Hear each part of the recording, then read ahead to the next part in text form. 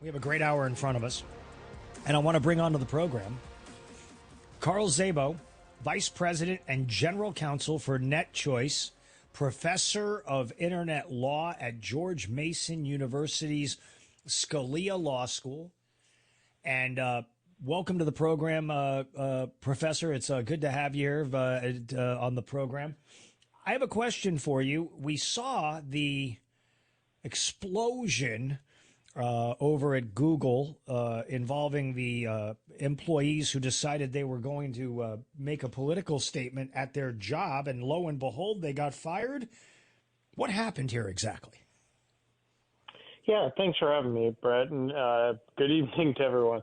So over at Google, Sundar Pichai, the CEO of Google, was facing a bunch of disgruntled employees who, just like we're seeing on campuses across the country, were blocking access for Google employees to get onto campus. They were blocking access for their fellow employees to go to work. They were protesting the fact that Israel and several other tech businesses had created technology that was being used in Israel. And essentially, Google said, enough, you're here to work. You are not here to protest. You are bringing politics into a job with no politics required, and you're fired. And essentially, Google has stepped up and done the right thing. They have stood up to all of these disgruntled employees who decided to turn Google into a political battlefield when their job was to go to work. And basically what Google has done is exactly what every single president on campuses across the country should do. You got to stand up and say, enough. Enough is enough. You're here to work. You're here to learn. You are not here to make it impossible for your fellow employees in the case of Google, or your fellow students in the case of many of these campuses, from being able to work and learn. But wait a minute. I thought you weren't supposed to be evil. Remember the old slogan? Don't be evil. Don't do those sorts of things. If Google is going to prioritize $1.2 billion in business with Israel, as opposed to the feelings of these young people and not so young people, well, that just sounds like it's another one of those soul-crushing, grinding corporations. Is this about a profit, or is this about changing the world there, Carl? You know, they're not mutually exclusive. So first of all, when it comes to profit, absolutely. I mean, at the end of the day, everyone at Google is beholden to Google shareholders. And the goal of shareholders is to increase profit. To quote Gordon Gekko, right? Greed is good. Profit is good. And I think that's something that seems to be lost in a lot of the discussions here. But simultaneously, you can do good, and Google is doing good. So let's use the example of Israel's Iron Dome defense system, powered in part by Google.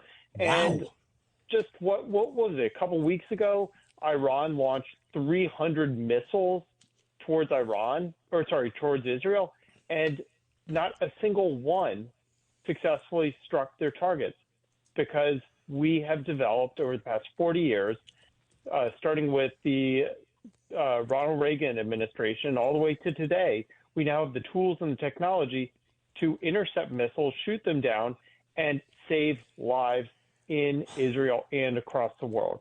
So that is doing good. Doing good and making money are not mutually exclusive. And in the case of Google, that's exactly what they're doing here.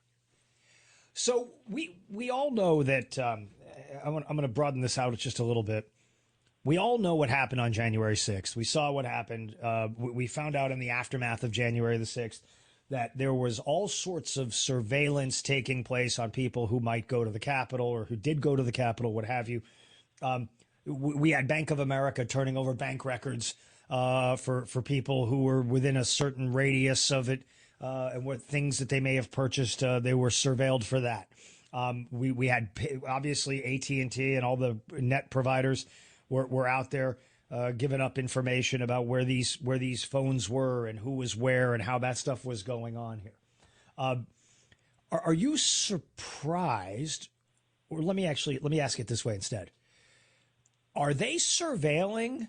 Is the FBI surveilling? Are the big national security organizations in our government, are they surveilling these protests that are happening? These calls for violence in some cases, people who are affiliating directly with Hamas supporters. Are they under surveillance? Would you expect that they are? I mean, I would hope that our law enforcement is keeping an eye on everyone who's out there, because let's start with the basic facts of trespassing is illegal. It is a crime, and it is punishable. Mm-hmm. So right there you have a basis for the beginning of seeing what's going on. But I think you do raise a really interesting catch-22 here. If this were groups of, tiki torch-carrying neo-Nazis protesting the rights of African Americans to go to school, it would have been cleared out in seconds. No questions asked. But for some reason, and by the way, I'm a Jewish American, so I definitely have some personal feelings on this, sure. Because it's related to anti-Jewish activity, somehow mm-hmm. It does not get the same treatment.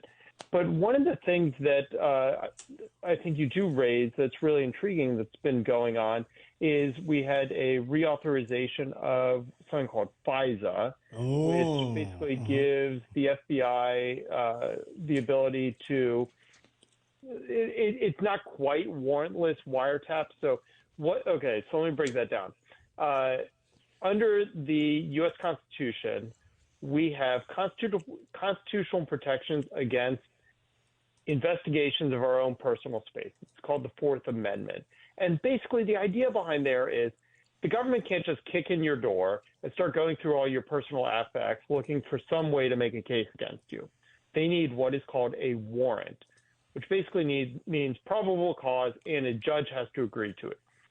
FISA is a law that was just reauthorized rather contentiously on the Hill, and it gives law enforcement a decreased requirement, in particular the federal government, the FBI, a decreased requirement to do wiretap. So you don't necessarily have to go to an impartial judge. You have to go to what's called a FISA court, which mm-hmm. is kind of this lesser standard. And there are really strong arguments that this ability of the FBI to essentially engage in surveillance on American citizens without getting a warrant is a violation of our Fourth Amendment rights. So that is going on. Something else that is of great concern to me as well, one of our biggest American companies, Microsoft, is right. actually providing facial recognition technology to the CCP. And that is something else that I think deserves attention and concern, because here you have businesses like Google and Amazon and several others providing life-saving technology to Israel and kind of getting blasted by their employees for it. Yet simultaneously, you have other businesses like Microsoft providing facial recognition technology to the CCP so they can spy on their own citizens, and no one's saying a word about it. So I think there's a lot here that needs to be unearthed, but I am really encouraged that I feel like we're starting to see a pivot, at least with the bigger companies and businesses that might have given employees a pass in the past for political activism, to now saying, you know what, the chips are down, we got to make money. If you're going to stop us from making money and stop your fellow employees from doing their jobs, then you don't have a place in this business. So that's a message that I think is going to be heard loud and clear across the entire tech sector. And the next step is to have that heard loud and clear across the university sector, because at the end of the day, a lot of these activist employees are coming out of that woke university system, and you can only fire so many people. So right. We need to fix this up and down the entire chain. Visiting with Carl Szabo, Vice President, General Counsel for NetChoice, and Professor of Internet Law at George Mason University's Scalia Law School. What you just said about the recognition, the facial recognition stuff, is that why these kids are all wearing masks? I think that's exactly it. So, one of the things that you really have to tip your hat to people like Nelson Mandela, Martin Luther King, Right. is they went to prison for what they believed in. They believed in what they were doing so vehemently, so intensely, that they were willing to go to prison. But what you're seeing from a lot of these kids, and that's what they are. They're dumb Sure. kids. Yeah. Wearing masks, hiding their faces, is they don't want to accept responsibility for what they are doing. They are hoping that just the sheer fact that what they believe is right and the fact they've never really had to face consequences for their actions, that they can continue on in that way. And I'm sorry, at some point you have to remind everyone that when you break the law, there are consequences, and that should involve suspensions, expulsions, and imprisonments where appropriate, because otherwise they're getting the wrong message. And yet, I mean, you're on a campus, right? I mean, you're teaching the internet law and things like that. They want this to be a cost-free sacrifice, and that doesn't work. Rosa Parks really had to go demand to sit on the front of the bus. The Edmund Pettus Bridge, where we watched segregationists beat people on that bridge and had dogs sicked on them during the civil rights movement. Those folks, they didn't wear masks. They wore their finest clothing. They wore their, they had pride in what they were doing in pushing in this regard. What galls me about this protest and about the way these things are happening is the fact that these are, by and large, high-end students who go to very elite universities. Okay, this is not the community college down the block from us. These are the highest of the high-end universities, and I believe we are seeing a totally different standard being utilized for these people, because these are the children of the people who are running the United States of America for all intents and purposes. But what's overlooked about Columbia at the same time is the fact that Columbia University isn't just an elite Ivy League institution, but Columbia University is also the seat of journalism for anybody who wants to really make it in the world of reporting. You go to the Columbia School of Journalism. I mean, you're almost guaranteed to get a job at the New York Times or one of the big networks. And on top of that, they're also a very cutting edge education school there. The way you teach young people is pioneered at Columbia University, and they're learning a whole lot of lessons about indoctrination at the same time. What I'm saying is, these aren't just roustabouts that are just hanging out and being pains in the you-know-what. These are the future leaders of the country concentrated in this place, and they've basically been co-opted by Hamas. It's incredibly sad. I had an intern this past summer. He's a student at Columbia. He's about as far from these protesters as you can get. And it's throwing an absolute black eye on some decent students. But one of the things that just makes me really sad as a dad, and this is impacting some people I know very closely. Sure. Their daughter goes to USC. And because of these activities, her graduation just got canceled. Heartbreaking. They had family flying in. It was going to be a big event. And now one of the sensational moments for any parent watching your kid graduate from college is ruined for thousands of families. And that's just sad. And to the point that you raised, Columbia just went all remote learning for the rest of the year. Yeah. This is a $90,000 a year school. $90,000 a year. By the way, let's remember that you and I and every other listener out there is subsidizing all of these tuition costs, either through the, quote, student loan forgiveness or via student-backed financial loans. That's right. Government-backed financial loan payments, which is ultimately backed by taxpayers.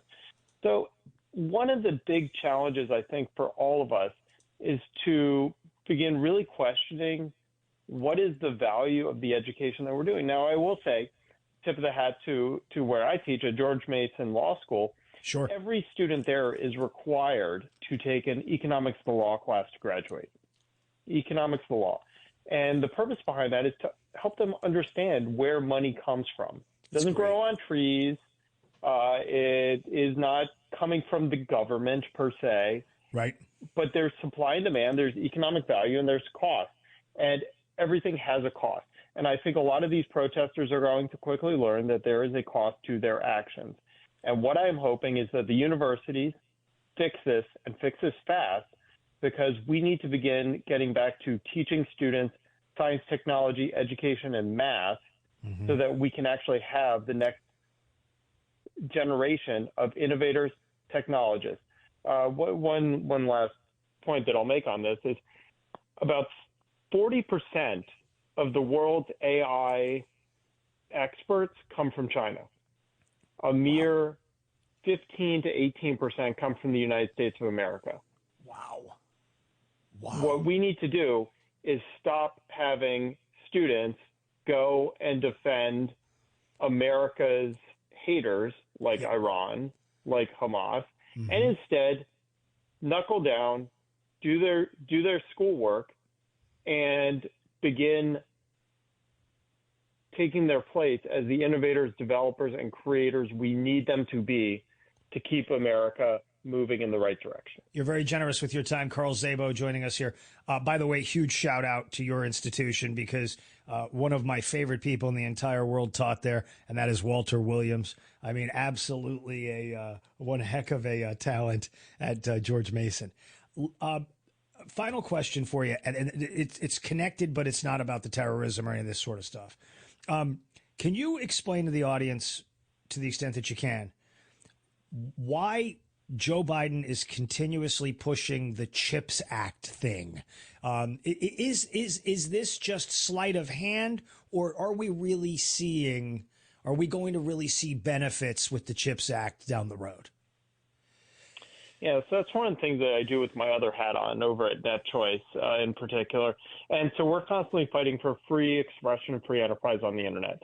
So the idea behind the CHIPS Act raises a couple of different questions. One is, was it necessary at the outset? So putting on my economist hat and my free market hat, the demand for chips is incredibly high. In fact, businesses are constantly looking to buy more and more chips, and there are only a handful of manufacturers. That's why you're seeing stocks like NVIDIA or AMD shoot up through the sky, because they are one of the few manufacturers of the chips, whether it is the simple chips that power our cars or the more complex chips that power the artificial intelligence. There are only a handful of them. And the reason that they are not being built and developed here in the United States is twofold. One is the talent, the dearth of talent, and we were just talking about that. But the second impediment is the regulatory red tape that they are all suffering under. If you're trying to create or start a business today, you need to be able to build the business with confidence that you will actually be able to make it successful. One of the challenges we have in the U.S. is a lot of NIMBYism, which is not in my backyard ever, a lot of regulatory red tape that will prevent you from actually building your infrastructure, a lot of union mandates, which are found throughout the CHIPS Act, and a lot of other problems that make it really hard to actually build chip manufacturing plants here in the United States. So the CHIPS Act is a way of throwing money at the problem rather than addressing the root cause, which is too much government. And the reason the CHIPS Act hasn't been as successful as it should have been is because all of that money comes with a lot of strings, especially in the realm of DEI and especially in the realm of union-mandated employment. And all of that is the reason why a lot of businesses have said no to the money the government is offering, when instead what the government should be doing is getting out of the way and letting America's innovators innovate, build, and take the United States into the AI future. Great stuff. I really appreciate you coming on the program here today. And certainly, how can people learn more about you, contact you, and et cetera, where can people go to get more information? Yeah, thanks for the plug. So you can always follow what we're doing at NetChoice. You can follow us at X, which is NetChoice, NetChoice. Follow us at our website, netchoice.org, netchoice.org. And you can, of course, follow me on X. I am at Carl Szabo, CarlSza, B as in boy, O as in October. Phenomenal conversation. I appreciate it. I feel like I got so much smarter, and I appreciate you sticking around a little bit on the late side at night. Thank you so much. Really, really my pleasure. Thanks a lot. Have a great evening. You as well. That's Carl Szabo. Lot to unpack there. I've got stuff we're going to be hitting here straight ahead as well. I am Brett Witterbull. We're taking your phone calls between now and all the way up to midnight. You can jump on that queue, 866-95-PATRIOT, 866-95-PATRIOT. If I haven't brought it up, you can still bring it up. We'll have that conversation straight ahead.